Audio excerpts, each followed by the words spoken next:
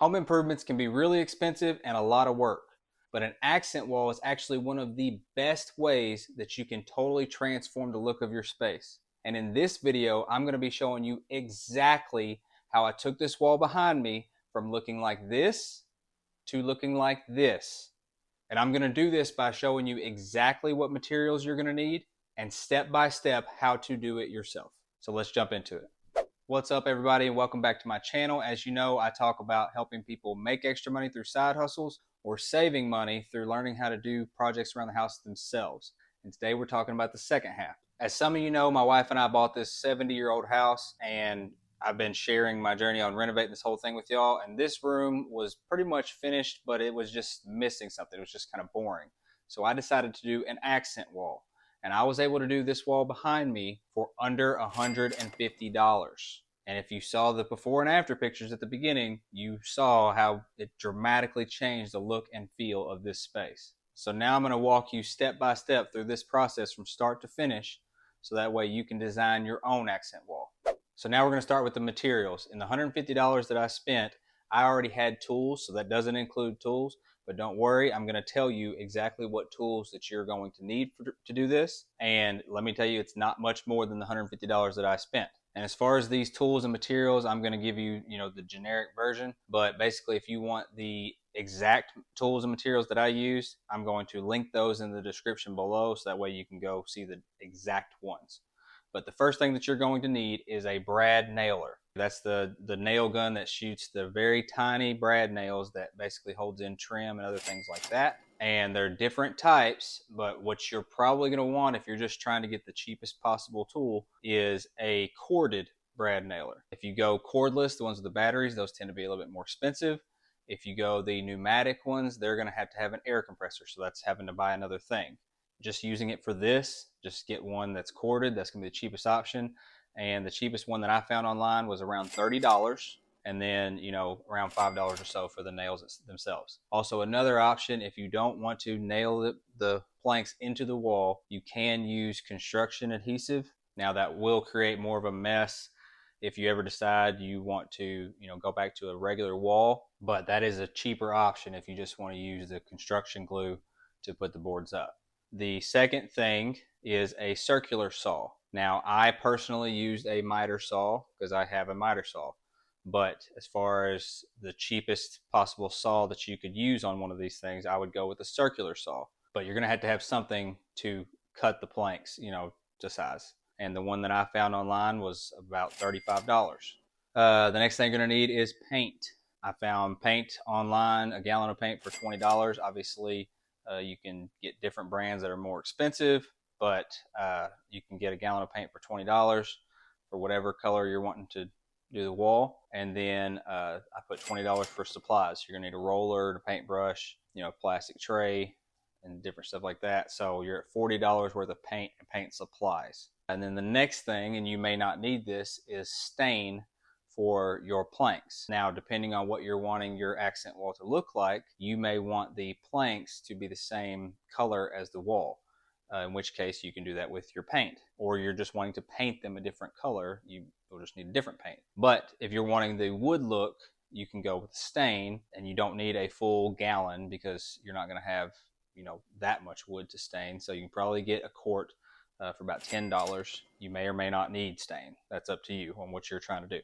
And then the biggest expense of everything is the wood itself. So there's two options for you to do this. The way that I did not use, but you can, is you can buy sheets of plywood and take your circular saw or table saw if you have it and cut even strips out of that plywood and do it that way. Or what I did was I got these 1x2 planks. Depending on what design you're wanting, you'll have to decide what size you want. But I got the 1x2, which is actually 1.5 inches by 3/4 of an inch. And then I'll show you later how I used it for actually helping me measure also. This is just a scrap piece that I had left over. And I had roughly 20 of these to do my wall, and that was about $120. When you are buying your boards, make sure that you get straight boards. At the store, those boards have been sitting there for who knows how long, and some of them will get warped. So when you get them, take them and set them on the floor,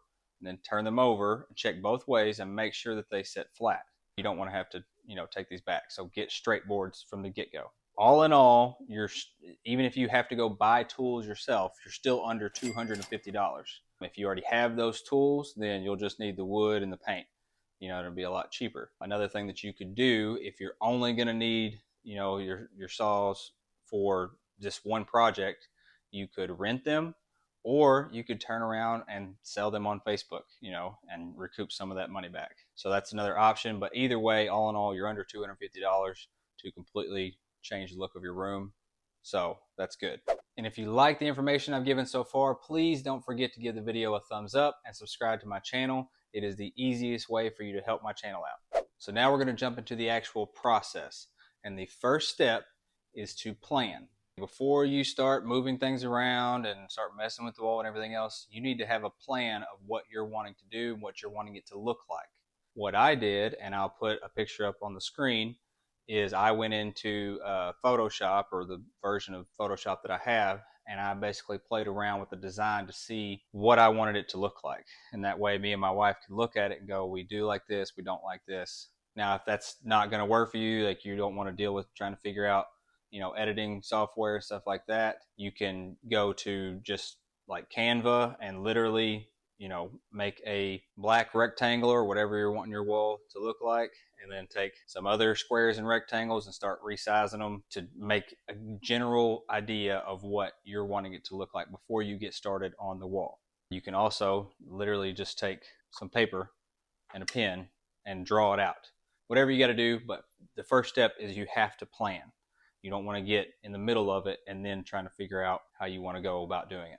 Once you've got your design and stuff, you're going to have to measure to figure out, one, how many different planks that you're going to need, and two, how exactly you're going to want them spaced out. So you're going to do your design, then you're going to measure. After that, you need to do your prep. There may be nothing on the wall already, so you may be able to skip that. But I have a TV on the wall, so I had to remove the TV, get it set off to the side, move everything that's around the wall. You want plenty of space to do this stuff. So now you've got your prep work done and you're ready to actually move forward. The next thing is you're going to paint the wall. It should be easier for you than it was for me to paint the wall, because my wall is not just, smooth drywall.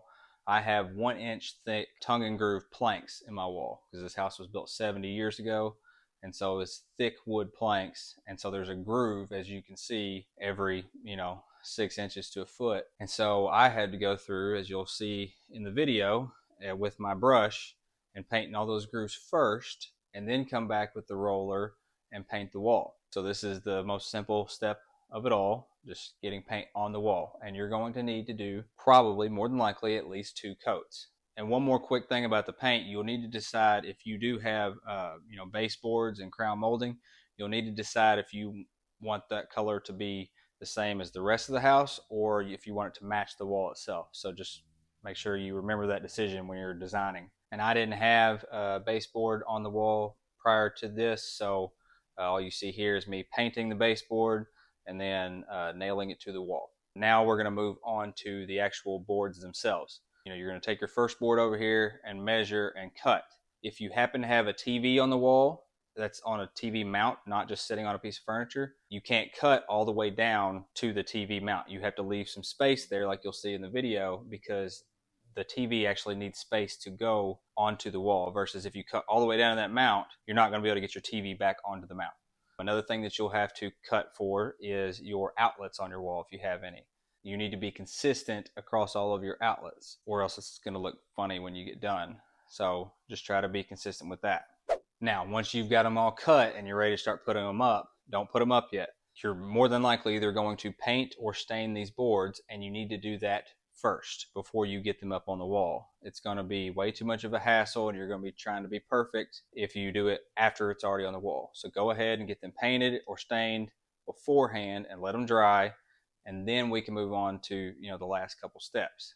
Now you're ready to actually put the boards on the wall. This is very important if you are doing a straight up and down design like me. The first board is the most important board because it has to be level. If it is not, then every single one of those after that is not going to be level. Depending on when you discover that, whether you're halfway through or all the way through, you're either going to have to live with it or start all the way over, and it's going to be a lot more work and you're just not going to be happy. So make sure get the first one straight.